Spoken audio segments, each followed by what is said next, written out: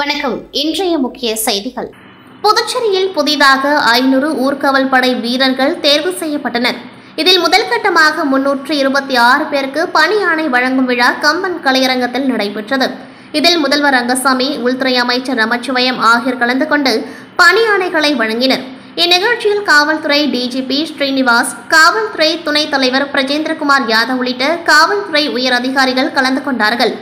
முன்னதாக விழாவில் பேசிய முதலமைச்சர் ரங்கசாமி, புதுச்சேரியில் குடும்ப அளவில் பொருளாதார நிலை உயர்ந்துள்ளது. தொழிற்சாலைகள் மூலம் படித்தவர்களுக்கு வேலை வாய்ப்பை வழங்கவும், அரசு பணியிடங்களை நிரப்புவதன் மூலம் பணி வாய்ப்புகள் வழங்கவும் அரசு நடவடிக்கை எடுத்துள்ளது.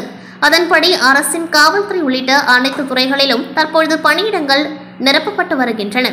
மக்கள் தொகைக்கு ஏற்ப காவலர்கள் பணியிடங்கள் நிரப்ப வேண்டியது மிக அவசியம். கடந்த ஆட்சியில் காவலர் பணியிடங்களுக்கு யாரும் தேர்வு செய்யப்படவில்லை. ஆனால் இப்பொழுது தொடர்ந்து காவலர்கள் பணியிடங்கள் நிரப்பப்பட்டு வருவது மகிழ்ச்சி அளிக்கின்றது. போதை பழக்கங்களுக்கு சிறுவர்கள் ஆளாவதாக குற்றச்சாட்டு இருந்தது. அது தற்பொழுது குறைந்து வருகின்றது. போதைப்பொருள் வழக்கில் சம்பந்தப்பட்டவர்கள் யாராக இருந்தாலும் பாரபட்சமின்றி தண்டிக்கப்பட வேண்டும் என்பது அரசின் எண்ணம் என்றார்.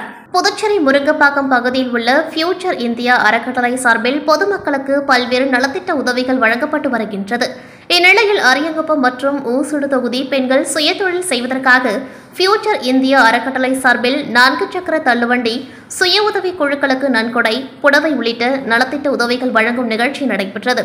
ஃபியூச்சர் இந்தியா அறக்கட்டளை தலைவர் ராஜ மனோகரன் தலைமை தாங்கினார்.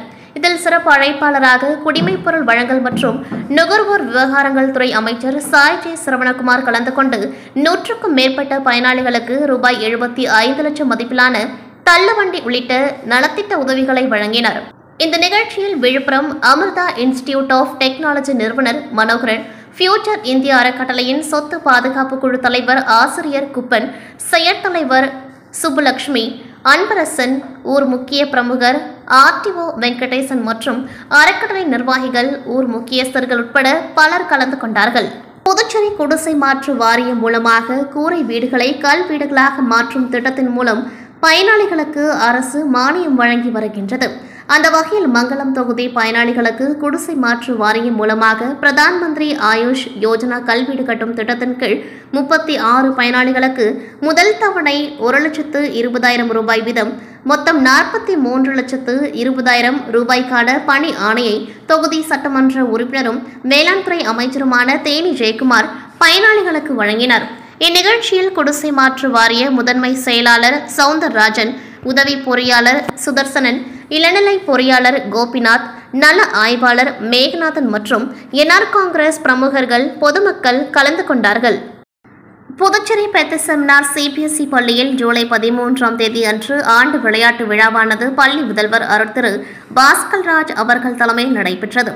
விழாவிற்கு சிறப்பு விருந்தினராக இந்திய காவல் பணி அதிகாரியாக பணியாற்றி ஓய்வு பெற்ற முனைவர் சைலேந்திர பாபு முன்னிலை வகித்தார். மேலும் அருட்தந்தை ஞானப்பிரகாஷ், முதுகலை இயற்பியல் ஆசிரியர் அவர்கள் சிறப்பு வருகை புரிந்தார். ஒலிம்பிக் சுடர் ஓட்டத்துடன் மாணவர்களின் வருகையோடு சிறப்பு விருந்தினர்களால் தேசிய கொடியேற்றப்பட்டு விழா இனிதே ஆரம்பமானது. பள்ளியின் சார்பில் முதல்வர் அருட்தந்தை பாஸ்கர்ராஜ் அவர்கள் வரவேற்புரை அளித்தார். அதனைத் தொடர்ந்து மாணவர்களின் உறுதிமொழிக்கு பிறகு 4 அணிகளின் அணிவகுப்பு மற்றும் பல்வேறு விளையாட்டுப் போட்டிகளின் இறுதி சுற்றும் நடைபெற்றது. சிறப்பு விருந்தினர் முனைவர் சைலேந்திர பாபு அவர்கள் மாணவர்களுக்கு ஊக்கமூட்டும் வகையில் பல்வேறு கருத்துக்களை கூறினார். குறிப்பாக உடற்பயிற்சியின் முக்கியத்துவம், ஒலிம்பிக் விளையாட்டின் சரித்திரம், மாணவர்களுக்கு இருக்க வேண்டிய தலைமை பண்பு, சாதனையாளர்களாக உருவாவதற்குரிய வழிமுறைகள், படிப்பின் மீது ஆர்வம், நம்மை நாமே மகிழ்ச்சியாக வைத்துக் கொள்வதன் தேவைதனை வலியுறுத்தினர்.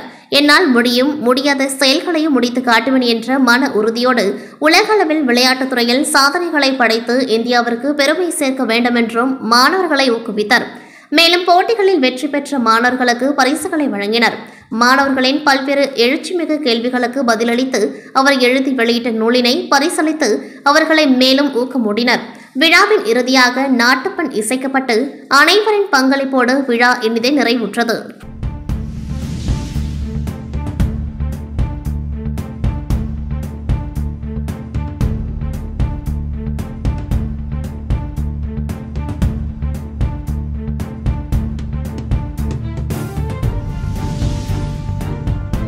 கடலூர் மாவட்டம் பண்ருட்டியில் விக்கிரவாண்டி சட்டமன்ற தொகுதிக்கான இடைத்தேர்தலில் திமுக வெற்றி பெற்றதைத் தொடர்ந்து பண்ருட்டி நகரமன்ற தலைவரும் நகர கழக செயலாளர் ராஜேந்திரன் ஆணைப்படி நகர திமுக சார்பில் கழக தோழர்கள் 4 முனை சந்திப்பில் பட்டாசு வெடித்து இனிப்புகள் வழங்கினர்.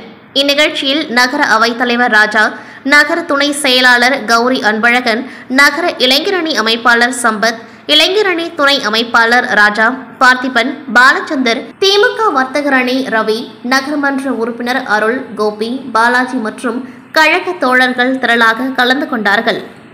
தமிழக பகுதியான விக்கிரவாண்டி தொகுதியில் நடைபெற்ற இடைத்தேர்தலில் திமுக வேட்பாளர் அன்னியூர் சிவா, பாமக வேட்பாளர் அன்புமணி, நாம் தமிழர் கட்சி வேட்பாளர் அபிநயா ஆகியோர் போட்டியிட்டனர். வாக்குப்பதிவு முடிந்த நிலையில் அதற்கான வாக்கு எண்ணிக்கை இன்று காலை முதல் எண்ணப்பட்டு வந்தது. இதில் வாக்கு எண்ணும் முதலே திமுக வேட்பாளர் அன்னியூர் சிவா முன்னிலையில் இருந்து வந்த நிலையில் அதிகப்படியான வாக்கு வித்தியாசத்தில் வெற்றி பெற்றார். அவரது வெற்றியை கொண்டாடும் வகையில் புதுச்சேரி அண்ணா சிலை அருகே திமுக அமைப்பாளரும் எதிர்க்கட்சித் தலைவருமான சிவா தலைமையில் திமுக சட்டமன்ற உறுப்பினர்கள் செந்தில்குமார், சம்பத் மற்றும் திமுக பொதுக்குழு உறுப்பினர்கள் கோபால், பிரபாகரன், இளைஞரணி துணை அமைப்பாளர் நித்தேஷ், தொகுதி செயலாளர் சக்திவேல் மற்றும் ஏராளமான திமுகவினர் பட்டாசு வெடித்தும் இனிப்புகள் வழங்கியும் வெற்றியை கொண்டாடினர். இத்துடன் செய்திகள் நிறைவடைகின்றது. நன்றி, வணக்கம்.